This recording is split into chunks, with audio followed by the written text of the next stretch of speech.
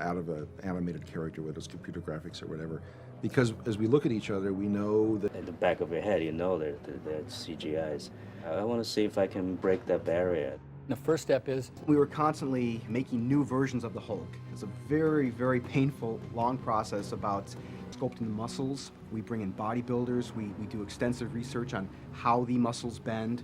Taking on this task, we knew that we had to get realistic muscle animation and skin performance as well. We combined a lot of muscles that usually work together into these multiple stage shapes, where you could have one slider that would dial on a series of muscle motions, and then we'd wrap the whole creature up with a dynamic skin that would slide over the surface of these muscles. There are a few technical challenges. it's working. I think I ever discovered an animation video of ourselves. Could he run like this? Anytime things were overly clean, he would say, no, that looks like animation. And so really the goal here is to not make it look like animation, to go for all those imperfections that come out of real life.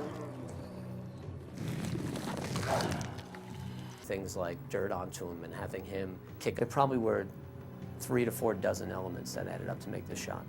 You could see how the tank tread breaks off and all these different dynamic things that the animation team takes into account and does a great job with the muscle flexing and the hard surfaces reacting in a real way. This represents a computer-generated ground plane, and here's some computer-generated dust.